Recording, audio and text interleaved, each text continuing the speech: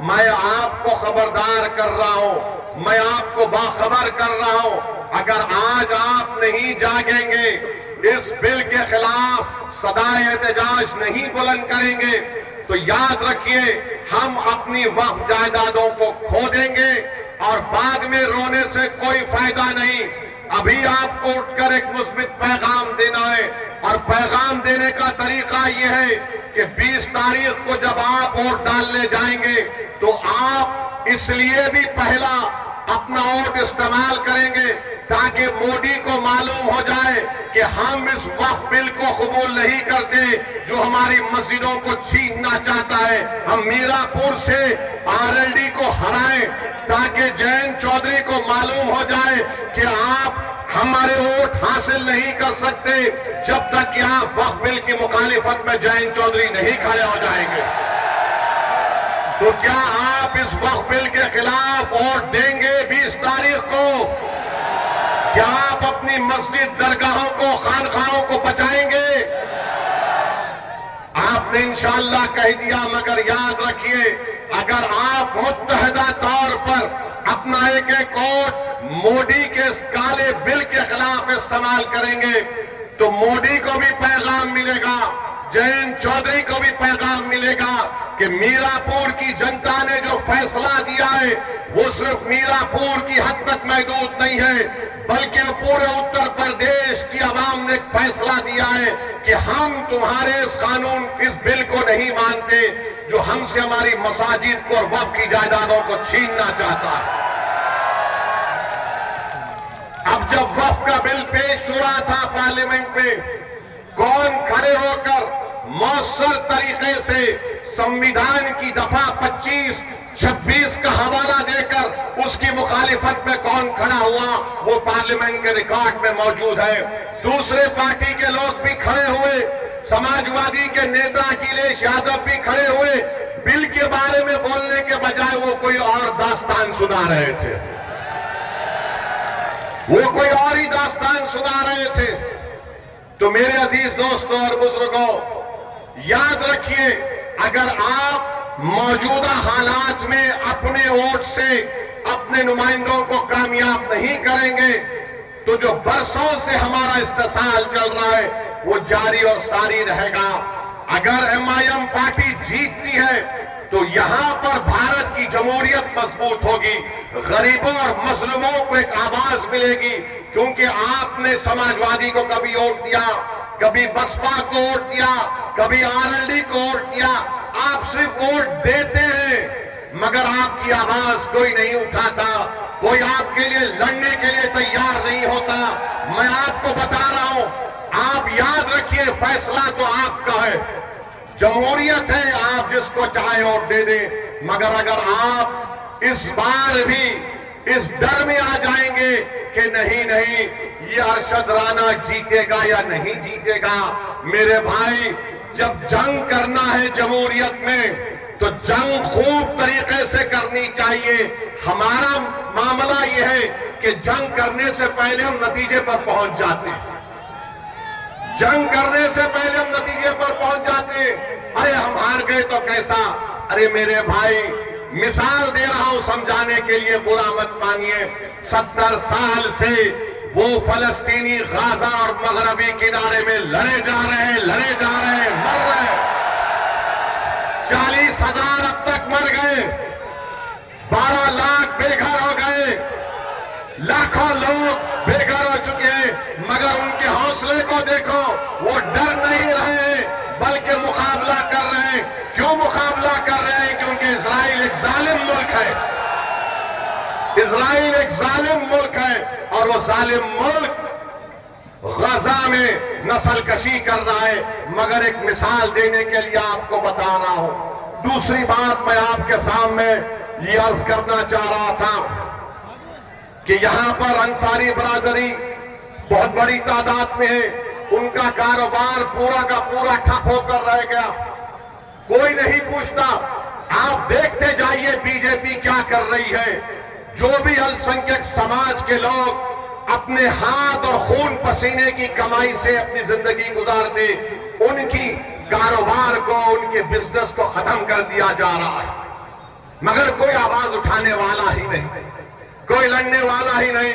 चुनाव आ गया तो सब आ जाते हैं कि भैया को जिताओ, दरी बिछाओ, अपनी जवानी को कुर्बान करो, उसके बाद हम ही मरते हैं, उसके बाद हम ही मरते हैं।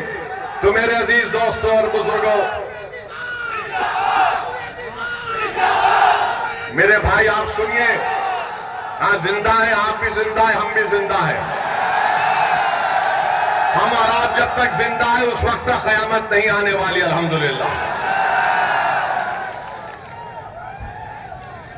अब तीसरी जो अहम बात हम आपको बताना चाहते हैं, यहां पर आप जानते हैं कि मजलिस पार्टी जब लड़ रही है तो मुझे बताया गया कि हस्बे आदत, हस्बे रिवायत हमारे जो सियासी मुखालिफीन हैं वो बोलना शुरू कर दिए, भाजपा का फायदा हो जाएगा, भाजपा का फायदा हो जाएगा।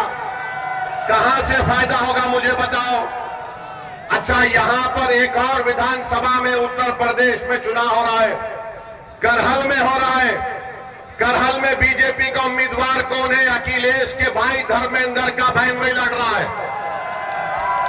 तुम अपने परिवार को नहीं रोक सकते और तुम आकर यहां पर मीरापुर में कह रहे हो कि मजलिस लड़ रही है तो फुलां को फायदा हो जाएगा। अरे तुम्हारे भाई का बहन भी लड़ रहा है, यानी तुम्हारे परिवार हर पार्टी में बैठकर मलाई और गुलाब जामुन खा लेंगे और हमको वोट ना दे कोई, ये कैसे होगा बताइए आप। और अहम बात मैं आपको याद दिला रहा हूं, 2012 सितंबर, ये मुजफ्फरनगर जिले में आता है। अखिलेश यादव मुख्यमंत्री थे, मुजफ्फरनगर का फसाद हुआ। आजादी के बाद सबसे ज्यादा अल्पसंख्यक समाज के मुसलमान अगर बेघर हुए 50,000, इसी अखिलेश यादव जब मुख्यमंत्री थे बेघर हुए थे। जो खेतों में रह रहे थे, पर्दों के टेंट में रह रहे थे, और यही अखिलेश यादव मुख्यमंत्री थे जब 50,000 लोग बेघर हो गए थे। किसी के माओ की इज्जत लूट ली गई, किसी के बहनों को कत्ल कर दिया गया। आप कैंपों में जिंदगी गुजार रहे थे और अखिलेश यादव सैफई में उत्सव मना रहे थे, मुंबई से एक्टरों को बुलाकर नाच गाना करवा रहे थे। यही अखिलेश यादव थे जिन्होंने बुलडोजर चलाया था उन रिलीफ कैंपों के ऊपर। तो मेरी आपसे गुजारिश है कि याद रखिए, यही समाजवादी पार्टी की हुकूमत थी, यही मुजफ्फरनगर का इलाका था जहां पर यह हुआ था। और जब मुजफ्फरनगर का कांड हुआ, कौन उन कैंपों में जाकर फिर कर उन गरीबों की मदद करने के लिए आया था? मैं 3 दिन इस कैंपों में रहा, जाकर देखता रहा। उस जमाने में मैं आया और हमारे एक दोस्त शाहनवाज साहब थे, मरहूम जफरयाब जिलानी साहब के साथी थे। मेरे अजीज दोस्तों और बुजुर्गों, ये बात आप अपने जहन नशीन कर लीजिए। 20 तारीख के दिन अपने के कोर्ट का इस्तेमाल करिए और फिर इस विधान यहां पर ककरौली गांव में हम पुलिस से भी गुजारिश करेंगे, आप देखते ही हमको चालान मार देते हैं।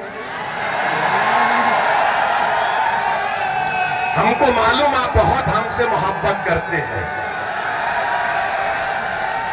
मगर इतनी ज्यादा भी मोहब्बत मत करिए जो हमारी जेब खत्म हो जाए।